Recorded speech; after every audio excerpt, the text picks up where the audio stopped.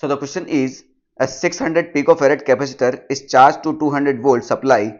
It is then disconnected from the supply and is connected to another uncharged 600 picofarad capacitor. The electrostatic energy loss in the process is. तो ये आपके NCERT का example या NCERT के exercise में से question है ये, ठीक है। और ये क्वेश्चन जो है पहली बार नहीं आ रहा है, ये कम से कम तीसरी से चौथी बार रिपीट हो रहा है आपका, ठीक है। तो समझिए बात को, सीन क्या है कि ये कोई कैपेसिटर है ना, ये इसका 600 पिकोफैरेड का है ये, और इसको हमने चार्ज किया है कितने वोल्ट से, 200 वोल्ट से, डन है, ठीक।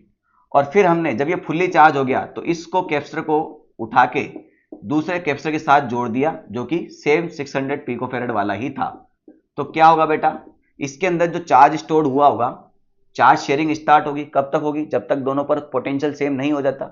इस केस में चार्ज कंजर्व रहता है मगर थोड़ी बहुत एनर्जी लॉस होती है इन फॉर्म ऑफ स्पार्क और हीट।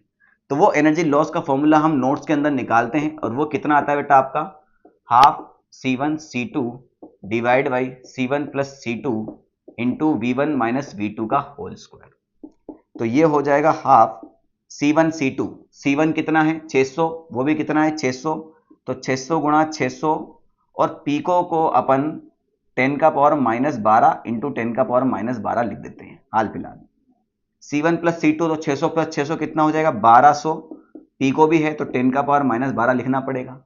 V1 कितना है भैया, पहला कैपेसिटर कितनी पोटेंशियल पे था, दूसरा कैपेसिटर तो किसी पोटेंशियल पे था नहीं, तो V2 जीरो हो जाएगा, तो V1 कितना हुआ 200, और 200 का स्क्वायर कितना हो जाएगा 200 गुणा 200। बाकी बस कैलकुलेशन बाकी बची है, उसको कंप्लीट कर देते हैं अपन। तो 10 का पावर माइनस 12 से 10 का पावर माइनस 12 चला जाएगा, ये दो जीरो से ये दो जीरो अपन उड़ा देते हैं आराम से, और एक दो से ये एक दो भी उड़ा देते हैं, ठीक है।